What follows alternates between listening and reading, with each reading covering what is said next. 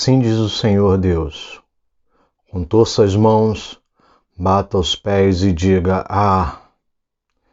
por todas as terríveis abominações da casa de Israel, pois cairão a espada, de fome e de peste.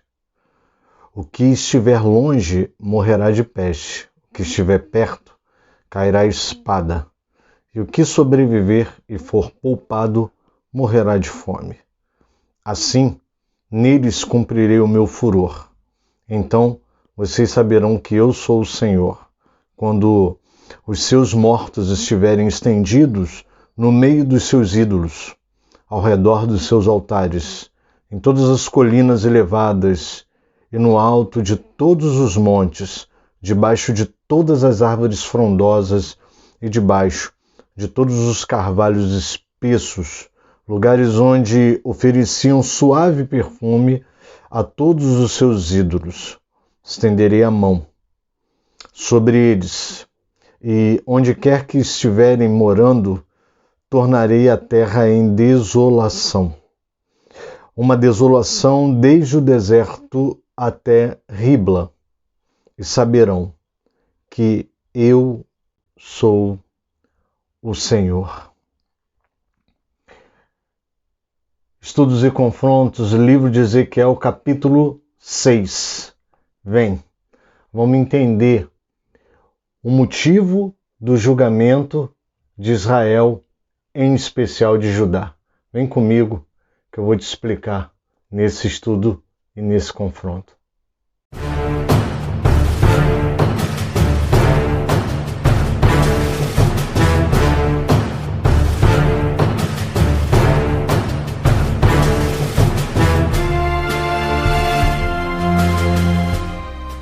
Graça e paz, queridos. Pastor Alexandro aqui de novo.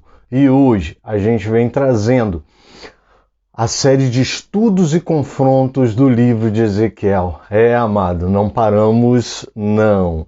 Eu já vou explicar para você o que aconteceu, porque tem gente que só me acompanha na série de estudos e confrontos do livro de Ezequiel. E hoje a gente está trazendo o capítulo 6. Amém, querido? Mas calma. Se você é novo por aqui, não tem problema não. Eu vou botar um card aqui em cima do YouTube e vai aparecer uma bolinha branca nesse canto aqui, ó. Essa bolinha branca vai te levar exatamente para a série de estudos e confrontos do livro de Ezequiel. Lá tem 6 episódios, se eu não me engano. Eu fui até o capítulo 5, bem explicado. Hoje eu vou dar um resgate desse capítulo e hoje a gente está trazendo o capítulo 6. Por que eu tive que parar? Eu fiquei aí um pouco mais de um mês parado, porque eu morava no outro condomínio. Quem me acompanha na série tá vendo, olha, cenário novo, olha que cenário bonito, amados, olha lá. Tudo arrumado, tudo aqui para vocês, tá? E eu ainda estou preparando aqui esse cantinho, tem mais surpresa para vocês, porque eu quero começar também a série de sermões. Amém, queridos? Então olha só, o que acontecia? Eu morava num condomínio onde as casas eram muito coladinhas e depois que eu comecei a série de estudos e confrontos de Ezequiel, as coisas ficaram um pouco mais difíceis. Primeiro, pelo esforço e pela batalha espiritual que se dá em relação à série de estudos e confrontos.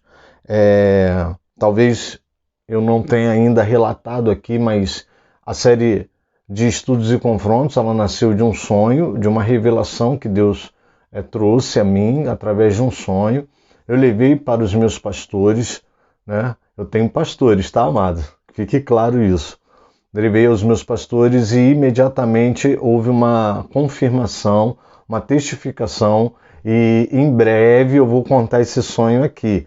Já tem gente que está me pedindo, quando é que você vai contar o sonho, pastor? Quando é que você vai contar o sonho? Eu vou contar o sonho aqui, tá? E aí você vai entender o porquê dessa série de estudos e confrontos.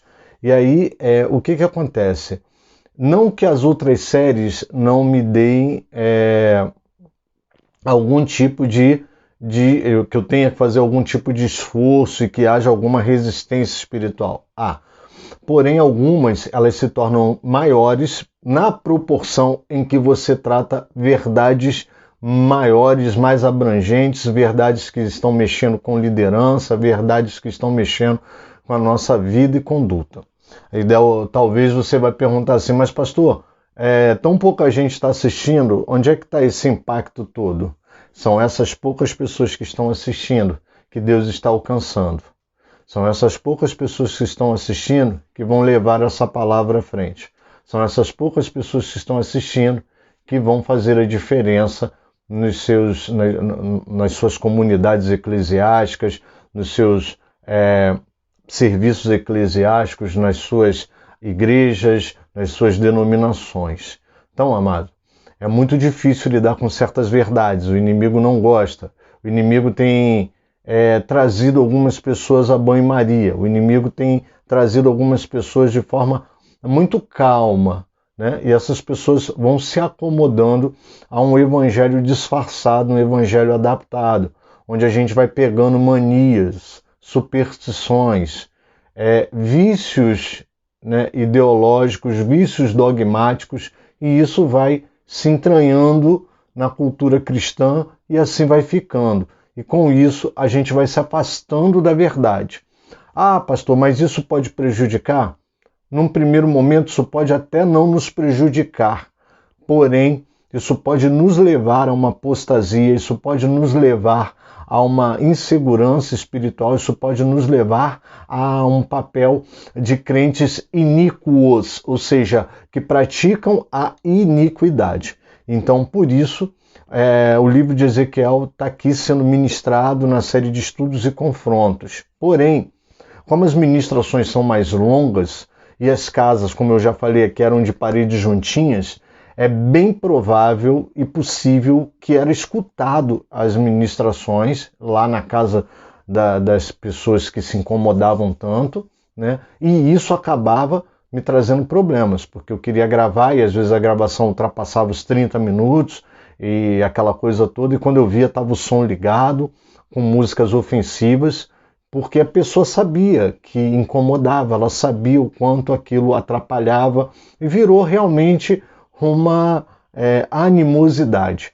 Então eu tive que me mudar, me mudei de residência, estou aqui, estou bem melhor. Olha o silêncio, amados, olha o silêncio, tá? Estou aqui gravando para vocês e eu quero agradecer a Deus. Quero agradecer a Deus pela bênção dele, de ter me dado livramento e escape. Quero agradecer a Deus por ter me reservado um lugar melhor. Quero agradecer a Deus por tudo que tem acontecido.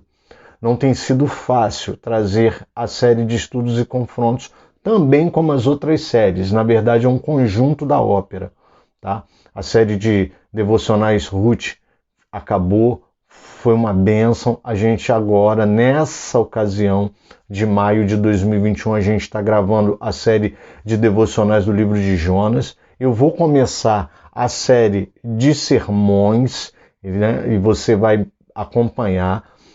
A ideia da série de sermões é trazer palavras, né, de pregação mesmo, para que você seja edificado, para que você seja alimentado, para que você seja suprido nessa necessidade. Talvez você esteja em casa, isolado, não está conseguindo ir à igreja por causa da pandemia, mas a gente vai ter uma série de sermões, porque o estudo ele tem o papel dele, que é de estudo, né?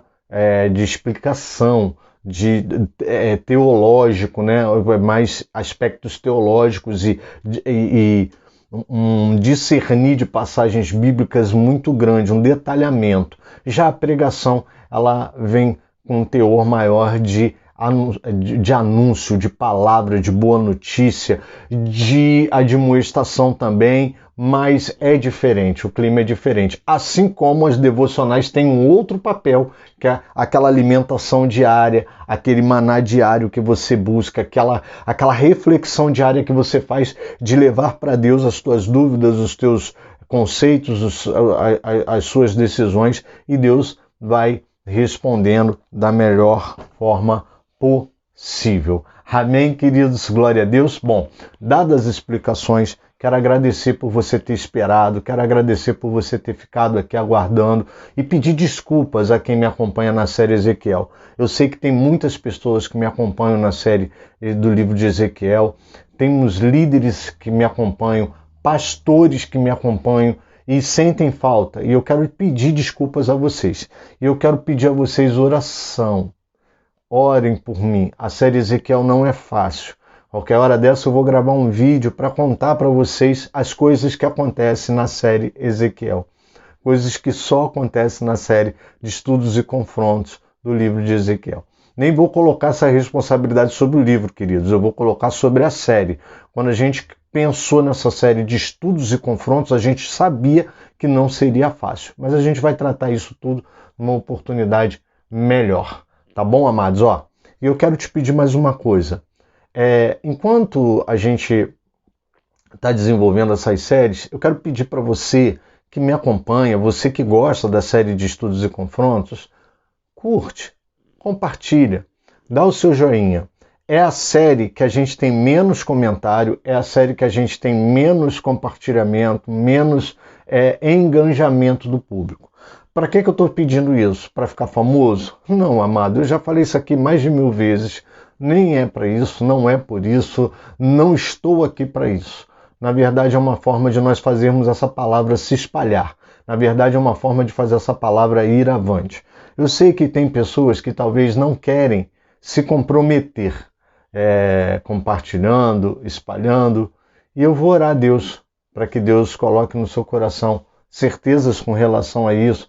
Talvez você tenha medo de fazer isso e o teu líder pular, né? Porque muitas coisas que eu falo aqui vão de encontro com algumas práticas de liderança que eu vejo por aí.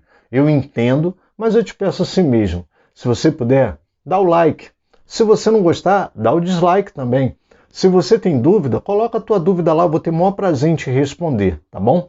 E se você, por um acaso, acha que alguém precisa ouvir essa palavra, compartilha, manda. Faz o seguinte, se você não quer compartilhar nas suas redes sociais, compartilha pelo WhatsApp. Aqui embaixo você vai ver assim, olha, compartilhar. Tem um botão aí, compartilhar. E quando você clica em compartilhar, ele te dá várias opções. Inclusive a opção de você copiar o link do vídeo e mandar por WhatsApp para alguém. Tá certo? Você pode mandar para as suas redes sociais, pode mandar por WhatsApp, especificamente para alguém. Você pode fazer o que você achar melhor com o vídeo. Amém, querido? Bom, fazendo um resgate do último episódio, no último episódio eu tratei do capítulo 5, sendo que o capítulo 5 de Ezequiel ele é um compêndio, ele faz parte de um texto que abrange o capítulo 5, 6 e 7. Amém, queridos? Então hoje a gente vai tratar do 6 e a gente ainda vai ter um episódio para tratar do 7. Então olha só, presta atenção. Eu já expliquei aqui que pessoas acham que a Bíblia foi escrita já dividida em capítulos e versículos. Não foi assim, tá? Então, assim, isso aconteceu agora, no século XIII, século XV, tá? Já expliquei, tem um episódio que eu explico isso. E aí, o que acontece? Quando ela foi dividida em capítulos e versículos, foi uma forma de facilitar, uma forma de nós termos uma codificação para acharmos melhor os textos e memorizar melhor aonde esses textos estavam. Amém, queridos? Mas a Bíblia não foi escrita originalmente assim. Então, entenda que o capítulo 5, 6 e 7 faz parte do mesmo compêndio de texto. Eu pensei inicialmente em gravar todos eles no mesmo episódio, mas Deus não me permitiu. Amados, é assim. A série de estudos e confrontos eu diria que há uma intervenção assim direta da parte de Deus e glórias a Ele por isso, tá? Então assim, eu achava que dava para resumir os 3 em um só. E só o episódio 5, né, que aconteceu, foi o último episódio, né? Eu vou ver se eu coloco um card aqui para você ir direto para esse episódio, se você perdeu esse episódio.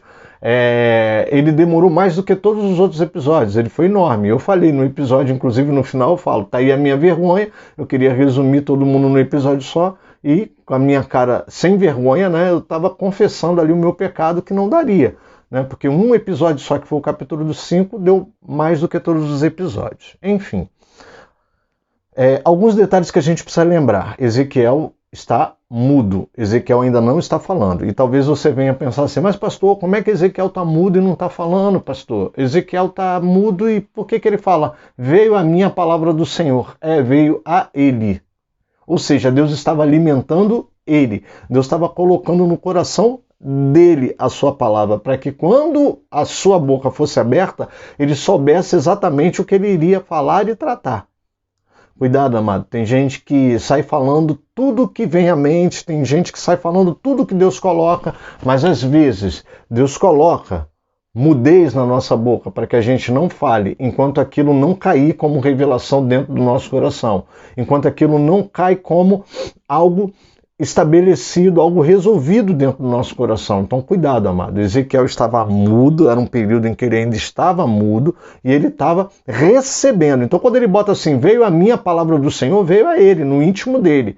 Assim como vem conosco, tá certo? Eu sei que tem pessoas que não creem na continuidade dos dons, mas os dons existem, eles estão aí, presentes para equipar a igreja, edificar o corpo de Cristo. Então, aquele sentimento íntimo que você percebe dentro de você, como se fosse uma voz audível, clara, dizendo para você algo, isso faz parte da atuação do Espírito Santo, principalmente quando isso vem te confrontar, quando isso vem mudar projetos, planos, atitudes, coisas que você comumente faz normalmente sem pensar. Então, comece a avaliar isso, comece a pedir esse sentimento a Deus, comece a orar falando, Deus, em nome de Jesus, me dá sensibilidade para entender isso, que eu não estou entendendo. Isso que o pastor falou acontece comigo, mas eu quero entender melhor. Peça isso e Deus vai te equipar, vai falar contigo sobre isso. Bom, e aí o que acontece? Esse compêndio de textos dos 5, 6 e 7 é o que eu tentei explicar para vocês no episódio passado, onde Deus ele está fazendo justiça em Judá.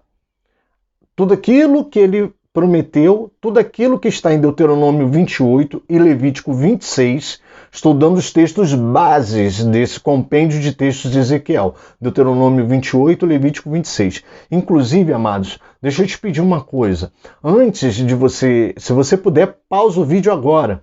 Leia primeiro o capítulo 6 de Ezequiel. E se você ainda não fez a leitura sistemática de Deuteronômio 28, se você não fez a leitura sistemática de Levítico 26, faça, para você entender melhor tudo que eu vou falar aqui. Amém, queridos? Estudo é isso. Por isso que eu falo que ele é um pouco diferente da pregação, do sermão, tá? Então, pausa aqui, vai lá, dá uma lida. Deuteronômio capítulo 28, dá uma lida em Levítico capítulo 26 e dá uma lida em Ezequiel capítulo 6. Porque senão eu te explico aqui, fica a palavra do pastor Alex, pastor Alexandre e acabou. E você não questiona, você não está vendo. Aqui, amados, a autoridade é a palavra. A Bíblia é a autoridade máxima nesse canal. Então, assim, vá para a Bíblia. É na Bíblia que você vai poder me questionar, é na Bíblia que você vai poder falar, é na Bíblia que você vai poder trazer dúvidas, ter dúvidas. Amém, amado?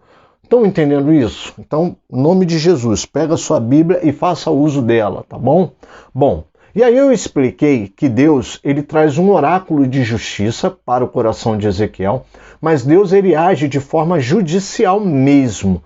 Então eu disse que o capítulo 5 é mais ou menos uma prisão preventiva, como quem há o indício de um crime, há o indício de uma transgressão ou um flagrante. Então há a prisão preventiva, que é o cerco de Jerusalém. Muito bem. Depois do cerco de Jerusalém, no capítulo 6, Deus vai trazer o julgamento, um oráculo de julgamento, aonde vai ficar configurado o crime, a transgressão que Jerusalém, que Judá cometeu. Levítico, capítulo 26. Amém, amado?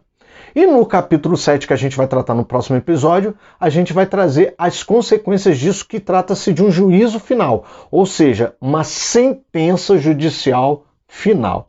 Amém, amados? Todo mundo entendeu? Eu estou tratando isso numa linguagem jurídica para você entender mais ou menos. Claro que Deus não usou o nosso sistema jurídico para, meu Deus, usar como exemplo. Porque teve gente que veio comentar comigo, nossa, mas Deus usaria o sistema jurídico, por exemplo, brasileiro para... gente, não, eu usei uma forma didática para trazer isso para você. Então, assim, para que você entendesse melhor esse compêndio, para que não ficasse parecendo que o capítulo 5 é repetido no capítulo 6, que é repetido no capítulo 7, para você não pensar que Ezequiel ficou repetindo, enchendo linguiça, que Ezequiel, ficou recebendo de Deus algo repetitivo, porque se a gente lê sem a sensibilidade do Espírito Santo direta, a gente acha que Deus foi repetitivo. E não é. São detalhes, são etapas do processo judicial de Deus. Eu estou trazendo esses exemplos da nossa justiça para você entender. É uma forma didática de te explicar. Amém, querido? Então, assim, Deus tem a sua própria forma de tratar. Amém? Então, feito o resgate, vamos lá. A gente tem aí no capítulo 6, o verso 1, 2 e 3. E aí o que acontece, amado? Deixa eu falar uma coisa para você. No versículo 1 e 2, Deus vai falar para o profeta Ezequiel o seguinte: olha, vira o teu rosto para Jerusalém, vira o teu rosto para os montes de Israel, ou seja, primeiro fato é que Jerusalém ficava ao alto. Então, por isso que Jerusalém e montes têm essa identificação. O segundo fator é que Deus estava direcionando a profecia dele para uma porção geográfica. Amém, amados? Isso já denota que Deus tem sim aí um oráculo de julgamento, porque agora ele está dizendo sobre a dimensão geográfica que recairia esse castigo, esse julgamento. Eu não gosto de usar a palavra castigo, porque a palavra castigo ela traz toda uma conotação dogmática, uma conotação cultural, uma conotação supersticiosa que eu não gostaria de trazer aqui. Não é isso. Para com isso, para de usar essa palavra, Deus castigou, castigo. Não, Deus traz juízos. Esses juízos, eles são justificados pelas nossas transgressões. O castigo, ele tem aquela coisa mais de, na nossa cultura, tá, amado? Porque a Bíblia fala sobre castigo. No livro de Isaías, por exemplo, a gente vai ler: o castigo que nos traz a paz estava sobre ele.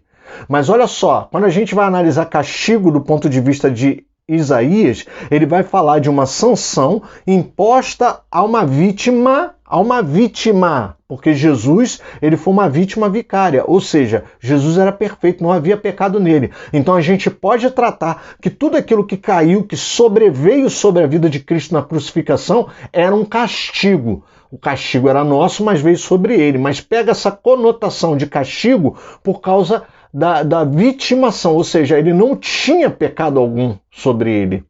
Mas aí quando a gente usa, na nossa cultura, quando a gente usa a palavra castigo, a gente está trazendo castigo como, Deus trouxe o mal, Deus fez o mal, eu fui castigado, e esquece das nossas transgressões. E não pode, tá? Então a palavra castigo, ela é válida desde que você tenha ciência de que você transgrediu. E aí, para ficar melhor e para a gente entender melhor, a gente vai tratar de juízo. O juízo, ele vem não para te castigar tão somente, ele vem em forma de castigo, porém, para te colocar novamente no caminho e te justificar, te redimir, ou seja, te fazer, olha, ele já passou pelo que ele tinha que passar. As dores que ele tinha que enfrentar, ele enfrentou. Então, sai de nós e da nossa presença a maldição. Falei isso no episódio passado, quando Jesus usa o exemplo da serpente de bronze que Moisés teve que pendurar no madeiro. Ele estava comparando consigo mesmo essa serpente que tiraria todo o veneno, toda a maldição que recaiu. Então,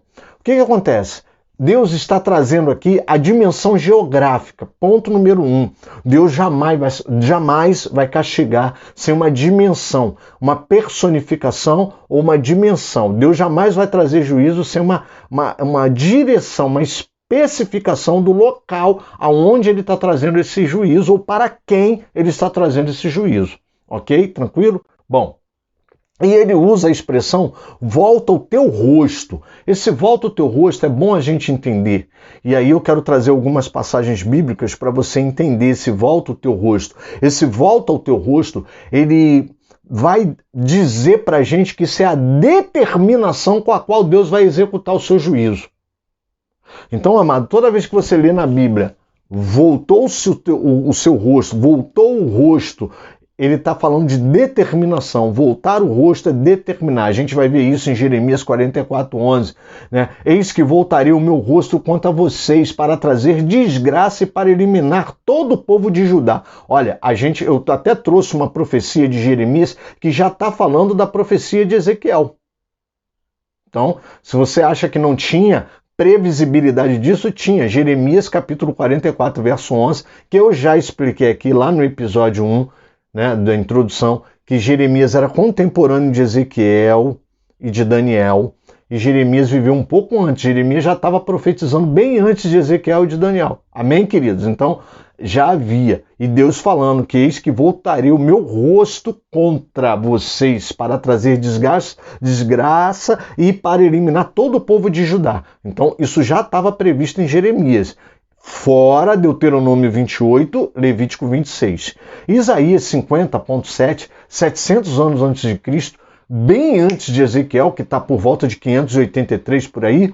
Então presta atenção, Isaías profetizou lá em 650 a.C., bem antes de Ezequiel. Diz assim, fiz o meu rosto como pedra e sei que não serei envergonhado. Isaías capítulo 50, verso 7. Isaías estava falando com Judá, o povo que agora em Ezequiel estava sendo castigado. O povo que agora estava recebendo o juízo de Deus. Isaías capítulo 50, verso 7, diz que ele fez o rosto dele como pedra, porque ele tinha que voltar o rosto dele para profetizar. Se você for lá ler o contexto, você vai entender tudo que eu estou falando. Isaías tinha que voltar o rosto dele para pregar contra Judá. Então ele teve que fazer o rosto dele como pedra, para que ele pudesse, para que ele alcançasse isso. Né?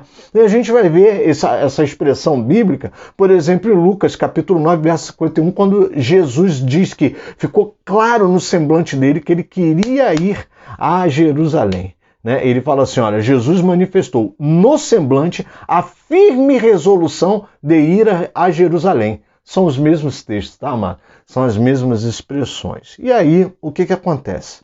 Né? Deus, baseado no capítulo 26 de Levítico, vai trazer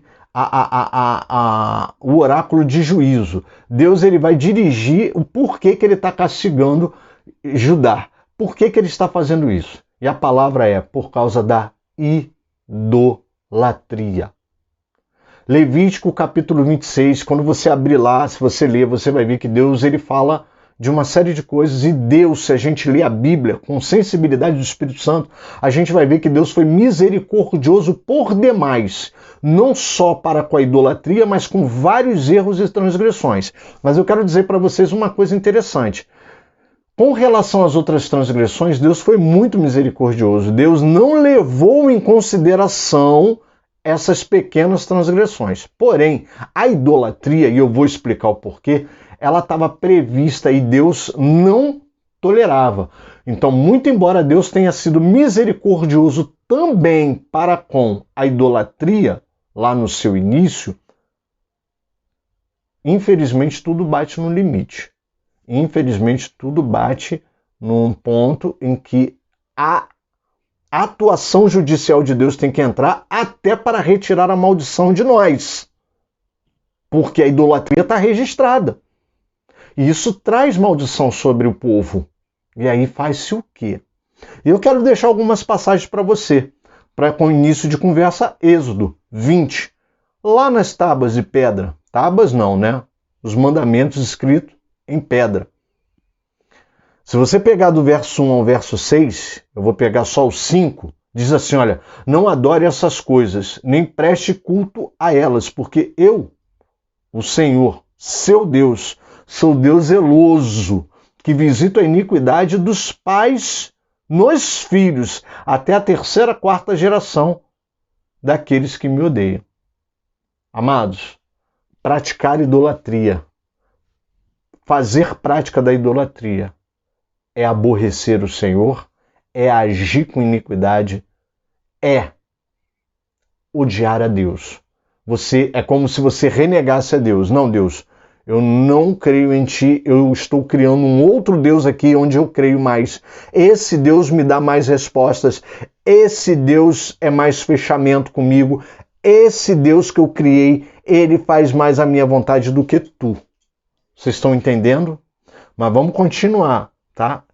Levítico, por exemplo, capítulo 26, verso 1, vai dizer o seguinte: não façam ídolos para vocês, nem levantem imagem de escultura, nem colunas, nem ponham pedra com figuras esculpidas na terra de vocês, para se inclinarem diante dela, porque eu, o Senhor, o Deus de vocês, eu sou o Senhor, o Deus de vocês. Olha, em Levítico, capítulo 26, verso 1, ele abre o capítulo 26 falando: eu sou o Deus de vocês. Vocês não precisam criar outros deuses, mas a desobediência é tão grande, a gente cria esses deuses. E aí a gente vai ver, Isaías 42, verso 8, Deus vai dizer expressamente: eu sou o Senhor, este é o meu nome, não darei mais a ninguém a minha glória, nem minha honra, às imagens de escultura. Ora, se Deus estava falando isso com Isaías, e Isaías profetizava para Judá, por que Deus estava falando isso? Por que Deus estava repetindo isso diversas vezes no decorrer da sua manifestação de história bíblica a Israel? Porque Deus gosta de fazer picuinha? Porque Deus é um Deus repetitivo? Porque Deus é um Deus encrenqueiro? Porque Deus é um Deus temperamental? Não! É porque nós somos idólatras. Aí você deve estar falando: mas pastor, o senhor está trazendo passagens do Antigo Testamento, no Antigo Testamento. Isso aí é a teoria da hipergraça, tá? Bane isso do teu coração. A hipergraça diz que o Deus do Velho Testamento é mais temperamental que o Deus do Novo Testamento. Cuidado, não existem dois deuses, é o mesmo Deus. Vai ler Apocalipse que você vai ver Jesus se manifestando com olhos como chama de fogo. Os olhos de Jesus vão consumir aqueles a quem ele não reconhece.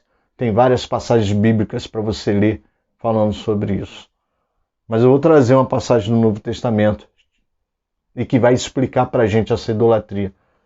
Segunda Epístola a Timóteo, capítulo 3. Você pode ler essa epístola toda, esse capítulo todo. Lê a epístola, mano, mas o capítulo é tremendo. Ele vai dizer assim, porque haverá homens amantes de si mesmos. No verso 2 ele fala isso. Ele diz que para Timóteo, ele dá uma orientação para Timóteo no capítulo 1, olha, cuidado, porque nós vamos passar por tempos difíceis. E ele já abre o versículo 2 na Almeida Corrigida e Fiel, que você vai encontrar isso. Na Nova Almeida Atualizada, ele fala assim, homens egoístas. Não. Na Almeida Corrigida e Fiel, que eu prefiro nesse texto, ele vai falar assim, homens amantes de si mesmo. Por que eu estou falando de homens amantes de si mesmo? Porque a gente vai encontrar esses termos lá em Noé. A gente vai encontrar esses termos no Antigo Testamento. É assim a forma como Deus já descrevia. Homens amantes de si mesmo. Casavam-se e davam-se em casamento, sem qualquer satisfação, sem qualquer participação divina. A questão, amada, é que nós nos tornamos idólatras. A questão é que, com o passar do tempo, a idolatria ela se entranhou nos nossos corações. E isso não é para o tempo de Judá, esses 583 a.C., onde Ezequiel estava inserido, não. Isso ainda persiste. Sabe, amado, a gente vai encontrar Deus falando sobre as imagens de escultura, mas nem sempre foi a questão da imagem e escultura. A imagem e escultura, Deus vai falar no livro de Isaías, que são feitas de mãos humanas, não veem, não falam, não cheiram. Você vai encontrar também no livro de Salmos isso. E elas não têm poder algum. Elas são piores do que aqueles que fazem as imagens e as esculturas, no caso, as mãos humanas. Mas nem sempre foi isso. É o ato deliberado de tirar a autoridade de Deus sobre as nossas vidas para colocar a autoridade num pedaço de pau, num pedaço de pedra, um pedaço de metal esculpido, numa representação simbólica daquilo que nós acreditávamos ser maior do que o Deus que se manifestou para nós. Porque esses ídolos criados por mãos humanas, eles são ídolos artificiais, eles não existem de fato. Se Baal existisse de fato, tinha se manifestado lá no episódio dos profetas de Baal com o profeta Elias. Eles não existem. É fruto da nossa imaginação. Na verdade, damos legalidade a Satanás para nos enganar, fazendo seus malabarismos diabólicos, e achamos que esses deuses existem, mas eles não existem de fato. Porém, o grande problema está em falar assim, como eu já disse nesse episódio de hoje. Eu acredito nesse Deus porque esse Deus é melhor para comigo, Ele é mais benevolente para comigo, Ele não me castiga, esse Deus é fechamento comigo, aqui acontece coisa boa, o Senhor não, o Senhor é radical, o Senhor é mais nervoso e nem sempre faz a minha vontade. Sabe o que acontece, amados? É o que acontece em Timóteo, 2 Timóteo capítulo 3, verso 2. Os homens se tornaram amantes de si mesmos. A questão aqui não é ter um ídolo para adorar, e sim se auto-adorar. Hoje a idolatria manifesta na nossa época na auto-adoração, porque na verdade nunca foi ter um ídolo para dizer que tinha um ídolo para chamar de seu. Vou parafrasear aqui a música de uma cantora brasileira da MPB. Um ídolo para chamar de seu. Não, a questão aqui não é bem essa. A questão aqui é se auto-adorar. A questão aqui é ter um ídolo para dizer que esse ídolo, de alguma forma, vai me trazer benefícios na minha plantação, vai me trazer chuva fora de hora, vai me trazer benefícios financeiros, vai me trazer benefícios de saúde ao meu corpo, muito embora eu continue na prática do pecado. O egoísmo está em querer ter uma boa colheita, e para ter a boa colheita, os moradores de Judá sacrificavam os seus próprios filhos.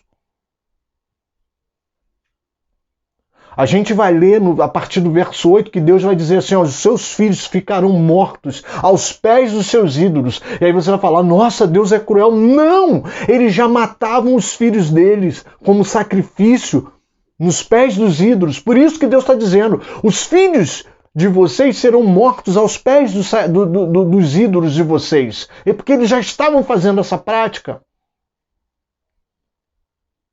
O ser humano se tornou amante de si mesmo. Bota uma coisa na sua cabeça, amante, ela quer tempo, ela quer status, ela quer prioridade, ela quer exclusividade. Quem sabe o que eu estou falando, quem conhece um pouco da configuração de amante sabe do que eu estou dizendo e vai entender exatamente o que eu estou falando. Uma amante, um homem que se coloca na postura de ter uma amante, ela vai querer tempo.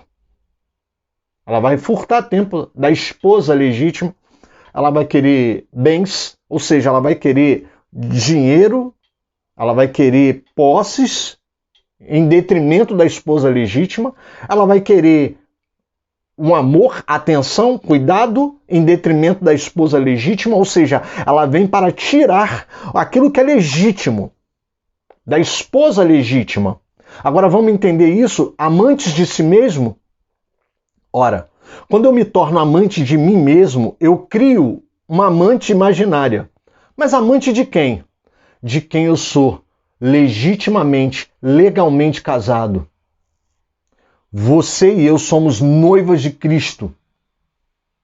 A legitimidade do nosso relacionamento está naquele relacionamento que a Bíblia diz que temos com Cristo. Nós somos a noiva de Cristo.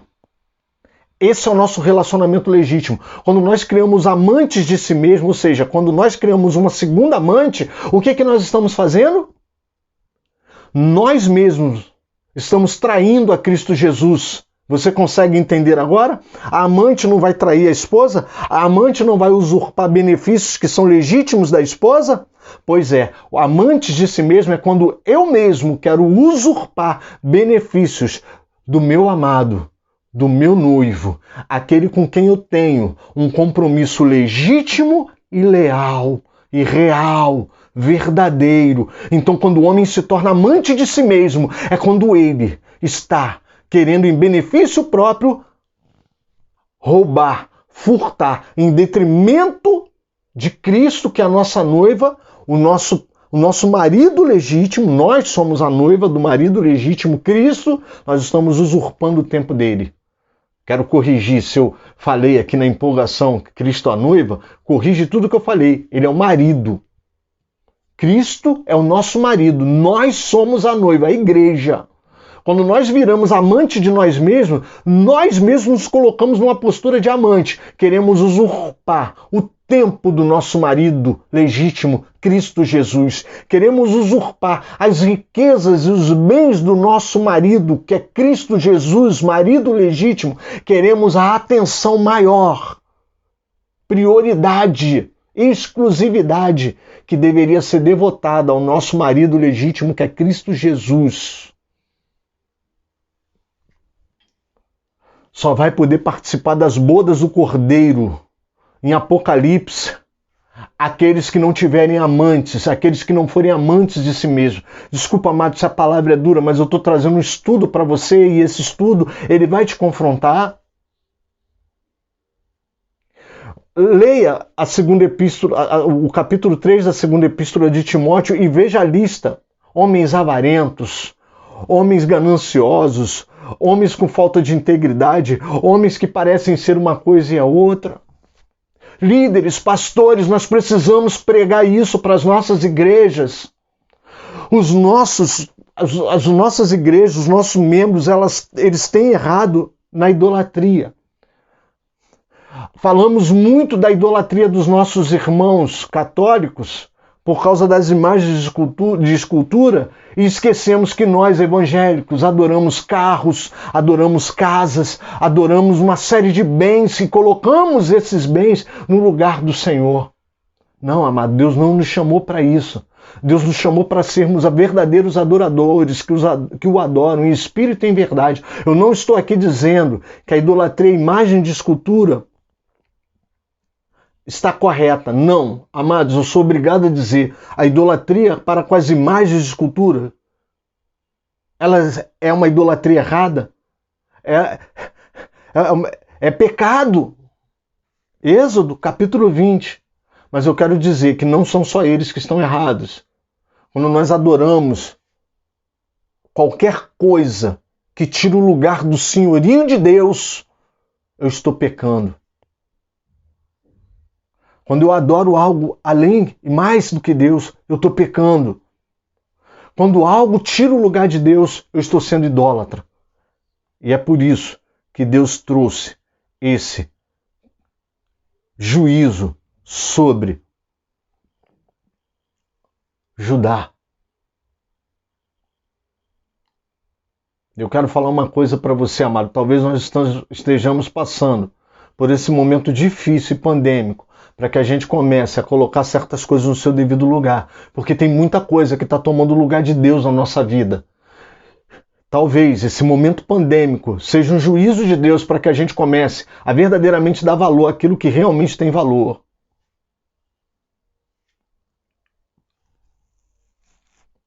No versículo 8, 9 e 10, Deus vai começar a falar dos remanescentes, e agora eu vou pegar a parte final do episódio. Ele fala que vão ter remanescentes, e esses remanescentes eles vão sentir nojo de si mesmo. Eles vão sentir nojo de si mesmo. E isso é um sinal de início de arrependimento. E eu quero falar para você que a primeira coisa que a gente precisa fazer é diferenciar remorso de arrependimento. Remorso é uma coisa, arrependimento é outra. Tem muita gente que ouve uma palavra forte dessa e fala: ah, meu Deus, o que eu fiz? Ah! E ele fica assim, com medo de ser descoberto, com medo de ser pego. Ele sofre pelo fato de ser pego. Ele sofre pelo fato de ser descoberto naquele pecado. Mas, na verdade, o que acontece? Ele está preocupado com a imagem dele, está preocupado com ele mesmo. Autopreservação, amante de si mesmo. Ele não está preocupado com o mal que ele causou com a família dele, ele não está preocupado com o mal que ele causa na igreja dele, ele não está preocupado com o mal que ele estende para a vida das pessoas, o mal social que ele traz por ele estar em pecado. Não, ele não está preocupado com isso, ele está preocupado com a sua imagem, ele está preocupado com a sua autopreservação. E isso é idolatrar-se. A idolatria nunca foi tão somente o criar imagens de escultura. A idolatria é principalmente a autopreservação, é querer sim, ser superior aos outros, é querer ter mais do que os outros, é querer, sim, passar por cima dos outros, é querer ter benefícios sem ter obrigações, é querer tirar vantagem em tudo, é querer, sim, ter completa vida de estabilidade, completo conforto, zona de conforto total, sem ter que devotar nada ao Deus verdadeiro, provedor, que é quem nos traz tudo que temos e que somos, vem dele. Quando nós atribuímos essa capacidade de nos dar tudo que temos e que somos a outro ídolo, isso é idolatria. Isaías vai dizer, capítulo 59, verso 1 e 2, que a nossa iniquidade faz separação entre nós e Deus.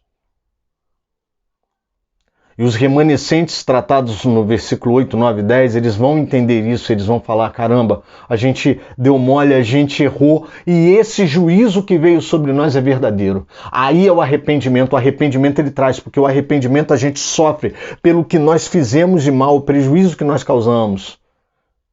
E isso nos faz mudar de direção, nos faz mudar de atitude. E aí vem essa palavra, eles sentirão nojo de si mesmos. Quando você sente nojo de si mesmo é porque você encontrou o caminho do arrependimento.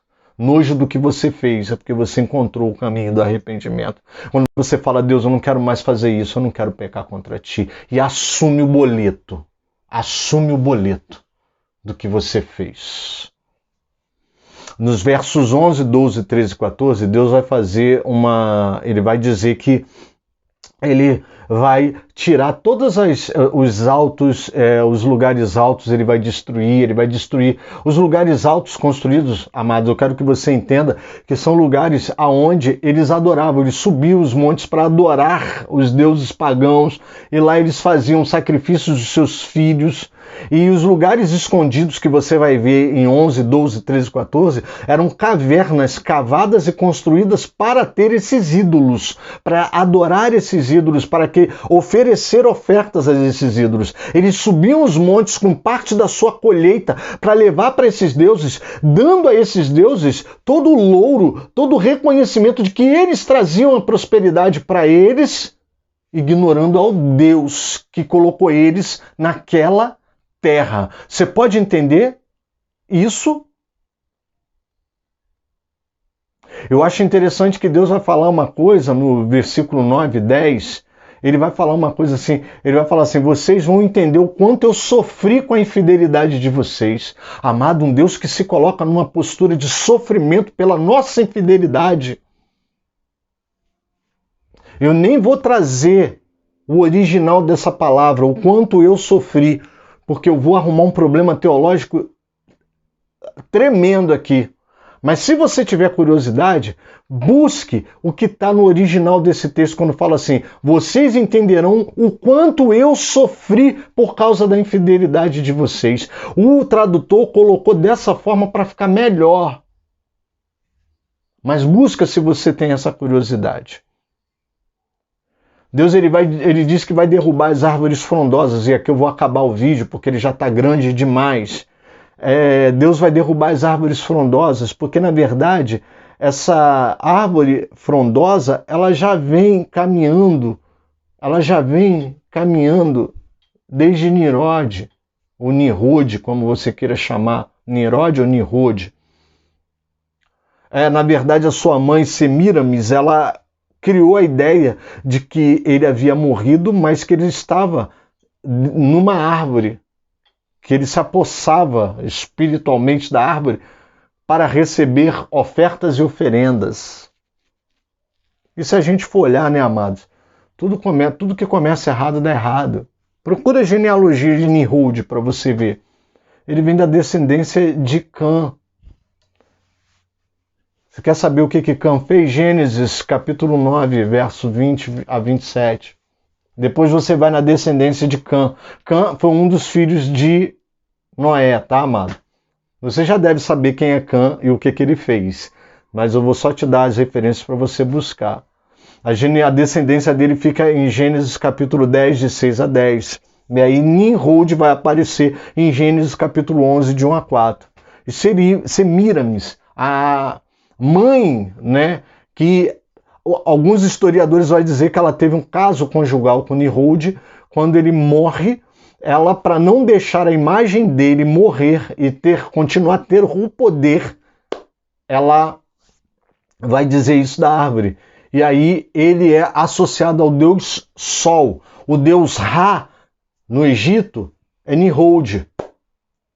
Então, se você olhar a atitude de Cã e a descendência dele, vai gerar essa idolatria no meio de Israel. A Semíramis, ela também vai ser endeusada como a deus Lua, porque se tem o Sol, tem a Lua. A Semíramis, ela também vai ser endeusada, porque havia uma sede de poder. Da mesma forma que ela transforma Nimrod a um deus, ela coloca Nimrod como um deus, ela também vai ser endeusada após a sua morte. E aí será a deusa Lua, né? Nós vamos encontrar vários nomes bíblicos associados a essa deusa Lua. Por exemplo, o nome de Esther, estrela, né? Tem a ver com isso. E sabe, querido, que na verdade o que é idolatria? Eu vou te explicar trazendo Nimrod para a gente encerrar esse vídeo. Eu já peço desculpa porque ele está grande, mas eu tinha que te explicar tudo para que você entendesse o juízo e entenda a parte final lá do verso, quando entre o verso 9 e o verso 10, quando eles dizem que eles sabem que o castigo de Deus foi justo, né, para que você entenda tudo. Como eu falei, na verdade, nunca foi de fato criar uma imagem para adorar, e sim ter o poder de dizer que você está sendo adorado, que você se auto-adora, que você se auto-idolatra. Sabe por quê? Volta na história de Nimrod para que você veja que quando ele tem a ideia de construir a cidade, ele pensa em construir uma torre alta por dois motivos. Nimrod, aqui eu posso falar, na série Gênesis eu não falei isso claramente. Nimrod, quando fala que ele é um caçador, quando a Bíblia fala que ele era um caçador, ele caçava seres humanos. Ele era uma espécie de colonizador. Ele era um fundador de cidades através da escravidão. Ou seja, Nimrod, ele capturava seres humanos, ele caçava seres humanos. Então, quando ele pensa em construir a cidade, amados, é para oprimir, através da escravidão, outros seres humanos. Escravidão essa que alguns teólogos, faladores de besteira, diz que o Antigo Testamento, Deus da base defende a escravidão. Toma jeito, vai se converter dessa hipergraça que você prega. Deus nunca foi a favor da escravidão. Deus apenas regulamentou algo que o ser humano criou por causa da sua natureza pecaminosa e por causa da dureza dos corações humanos. Vai procurar Bíblia, vai ler Bíblia. Nimrod, ele dominava seres humanos, ele escravizava seres humanos, ele caçava seres humanos. E ele fala que ele quer construir a torre para que o seu nome seja célebre. Pode voltar lá, ler, que você vai achar isso. Semíramis, para continuar tendo todas as vantagens, os status do poder do ditador, do poder do conquistador Nimrod, mantém a idolatria ativa, como prática ativa, porque era uma forma de poder. Porque onde a forma de poder tem idolatria. Assim nós vemos nas ideologias políticas espalhadas por aí. Assim nós vemos na idolatria de alguns líderes também. Assim nós vemos na vida do ser humano, que se auto-idolatra, ou que busca uma idolatria como amparo prático para dizer que o seu padrão moral é superior ao de Deus, se encaixa melhor às suas necessidades. Amado, que Deus tenha misericórdia de nós.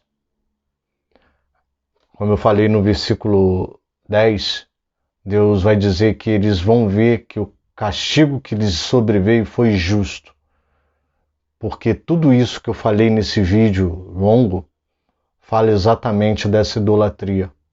Fala exatamente do quanto nós corrompemos aquilo que recebemos de Deus lá no início.